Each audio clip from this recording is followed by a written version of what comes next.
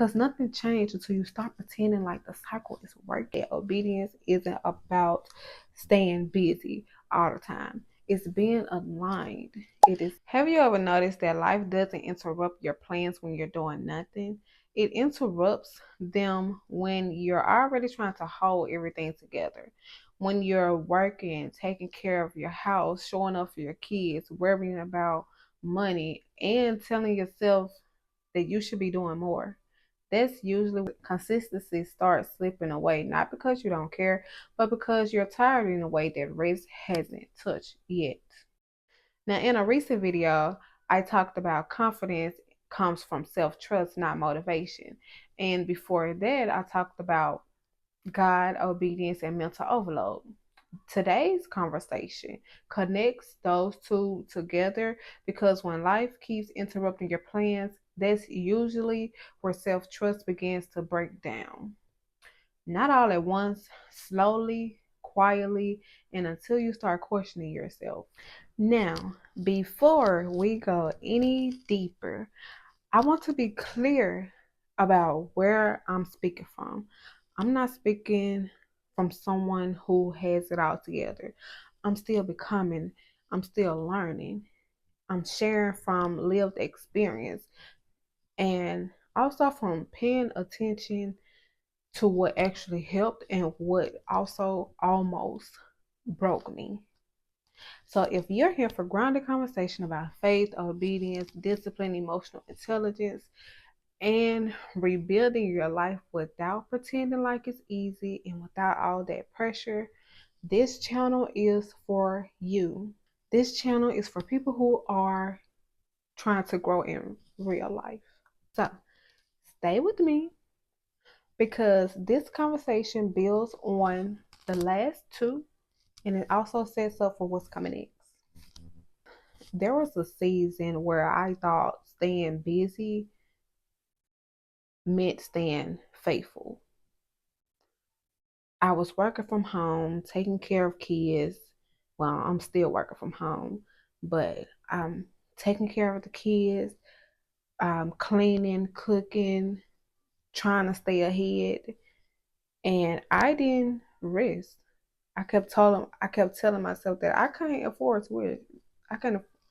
Lord Jesus, please clear my words. But I didn't slow down. I told myself I couldn't afford to. I felt like there was always something that needed to be done, fixed, handled, right then. So I stayed busy all the time. If I wasn't working, I was cleaning. If I wasn't cleaning, I was planning the next day. If I wasn't planning, I was worrying about yesterday. And I told myself this was discipline. I literally sat there and told myself that, okay, you're being disciplined. You're doing the right thing. This is responsibility. I was being obedient. But in reality, it was all a cycle that I was repeating over and over and over again. A cycle of pushing, crashing, recovering just enough to get tasks done, just to keep going, And it was no space for margin, no space for real rest, and it was just movement. Like eventually my body started speaking up. When I say my body started speaking up, I'm not talking about in a dramatic way. I'm saying in ways at first, like the tiredness, fatigue, it didn't go away with rest. I felt pain in my chest.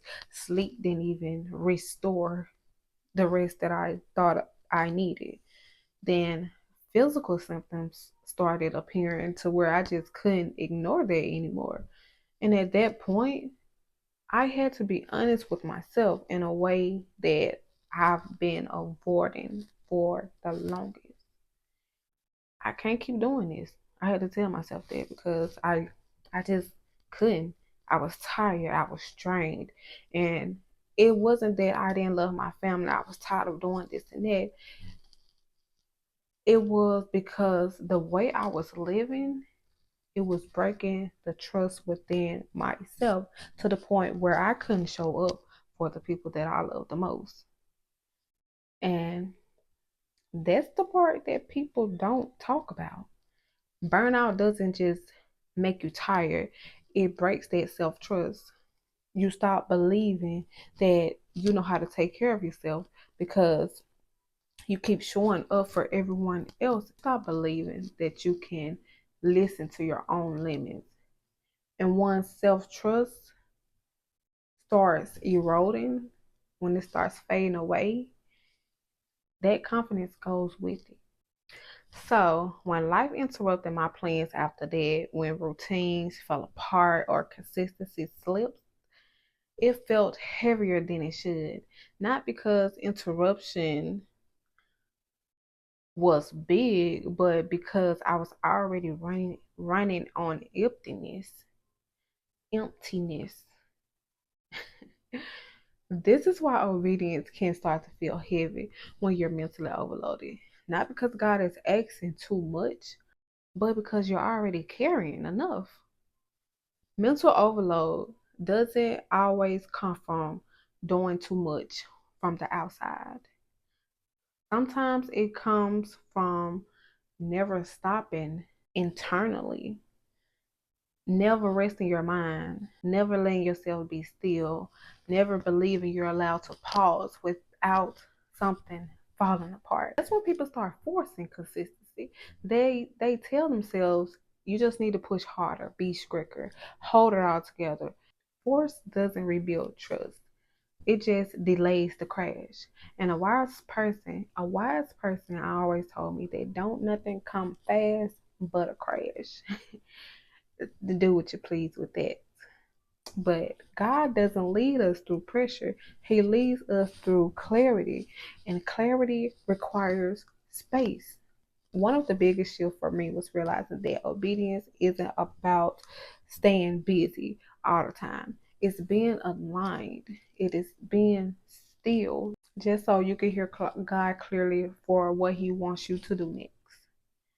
Sometimes alignment looks like taking action. It looks like rest as well. And sometimes it's looking like, okay, this this pace is not sustainable. Something needs to change.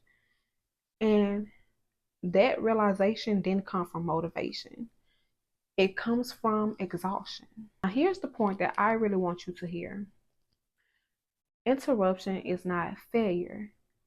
Interruption is information. It's life telling you something about your capacity, your season, and what needs to be changed. But when you're burnt out, it's easy to take interruption personally. And that's when you start, telling those stories that you can't be consistent. And that's where that self trust starts to break even further. So, rebuilding self trust means learning how to return without punishing yourself. It means adjusting without quitting, and it means telling the truth without attacking yourself. Instead of saying, I messed up or I always mess up, it becomes, this don't work for me anymore. This system doesn't work for me anymore. I need to change it. What can I do to change it? Or instead of saying, I can't stay disciplined, it becomes, I need a different kind of discipline in this season. And that's wisdom. Obedience isn't rigid, it's responsive. And when obedience becomes rigid, it stops being relational. Stay with me now.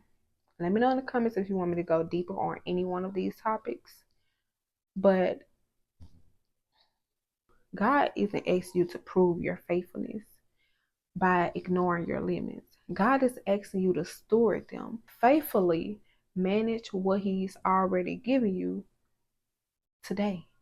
Be thankful in what you already have. I've been stuck in a cycle of pushing, burning out, and starting over. I want you to pause here, not to judge yourself, but to just notice. Notice those patterns because nothing changed until you start pretending like the cycle is working. So, if this is resonating, take a moment to like the video. And if this conversation helps you feel less alone in rebuilding the process, make sure you subscribe. You're always welcome here. And we're not rushing this, we're doing it honestly. We're doing it honestly. And as you slow down, adjust, and return calmly, something shifts. Self trust starts rebuilding, confidence steadies, obedience feel relational again instead of that heaviness. And peace shows up, not because life got easier, but because you stop fighting yourself. Now, in the next video, we're going to talk about how to stay disciplined without becoming rigid or burnt out, especially when you're trying to grow and still handle real responsibilities like work, children's, family finances. That conversation builds directly on this one and it gives language to what sustainable discipline actually looks like. Always remember, you're not behind, you're not failing, you're waking up to what needs to be changed. And that awareness is the beginning of real consistency. See you in the next one.